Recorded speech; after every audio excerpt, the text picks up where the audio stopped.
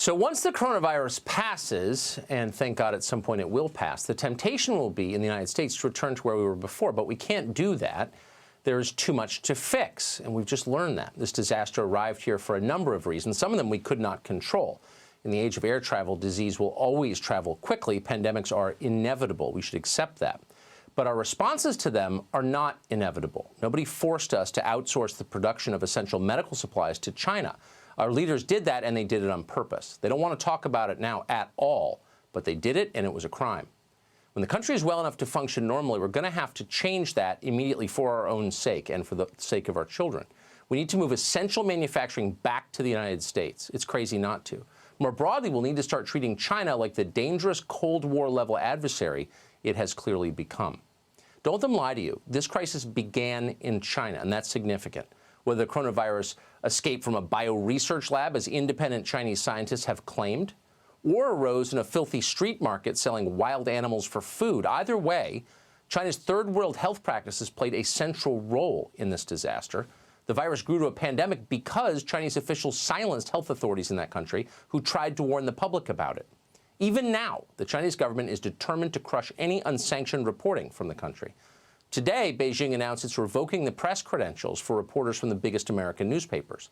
They don't want us to see what they're doing there. And at the same time, they're threatening us.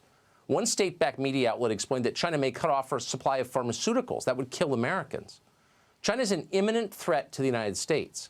One of the few upsides of this pandemic is we can now see that clearly, because it is clear. But some of us can't see it. Amazingly, our ruling class is taking China's side. And that, again, is the good news about a crisis. It clarifies things. You can see exactly what side people are on. Now, some of our leaders are doing this on purpose because they're getting rich from China. Many of the media are just too dumb to know the difference. Dumbness is almost always the explanation for how they behave. China understands how to control their emotions and therefore their minds. The Chinese government knows that identity politics is the greatest weakness in the American system. It always is the greatest weakness in every country it infects. And that's why they don't allow identity politics in China. The Chinese know that any debate in this country can be derailed instantly if someone screams racist, as someone inevitably does. So the Chinese have decided to use wokeness against us.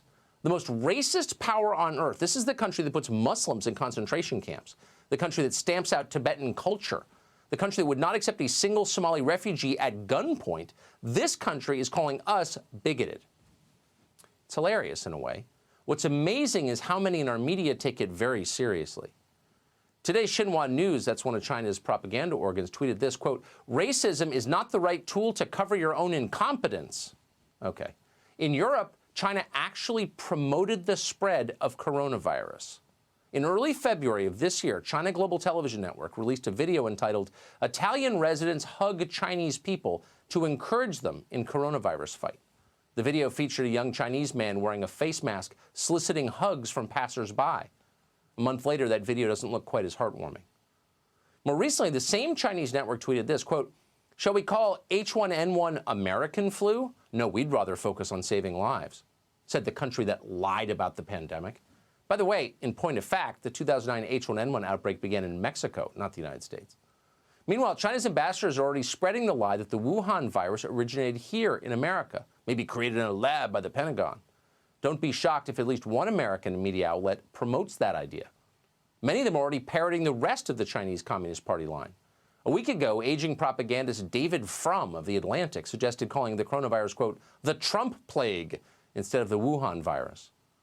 Today, NBC News sent a tweet suggesting the president's use of the phrase Chinese virus was, quote, "both inaccurate and harmful in tying racist associations between the virus and those from China." Another statement written by morons in our news media. How is it inaccurate to call a virus from China Chinese? The president, to his credit, does not seem intimidated. China and others have criticized you for using the phrase Chinese virus. How do you feel about that? Are you going to continue using that phrase? Well, China was putting out information which was false, that our military gave this to them. That was false. And rather than having an argument, I said, I have to call it where it came from. It did come from China. Critics say using that phrase creates a stigma. No, I don't think so. No, I think saying that our military gave it to them creates a stigma. Good for him. That was Trump at his very best. Why would our media take the side of China in a crisis like this? Well, because instead of preparing to confront China and free ourselves from their control, our professional class is defending the Chinese government and sharing their propaganda. Why? Well, it's not a sinister plot by Asian communists. It's actually worse than that. In many ways, you can't blame the Chinese for this. They're doing what any government should be doing. They're putting their country and its interests first. If it takes a little disinformation to get it done, they're willing to do that. No, China dominates America because our own leaders sold us out. They didn't know what they were doing, but even worse, they were greedy. They were looking out for short-term benefits for themselves rather than long-term security for our country. Some of them seem to genuinely despise America, particularly in academia, which is why they race to call this country evil while happily placating Beijing. That's what Hollywood does every day of the year. Someday, these people may be punished for what they've done. Again, it's a crime. At minimum, they'll have to be deprived of power or influence going forward. But for now, we don't have time for that. We need to be honest about what the problem is, and we need to work as hard as we can to fix it.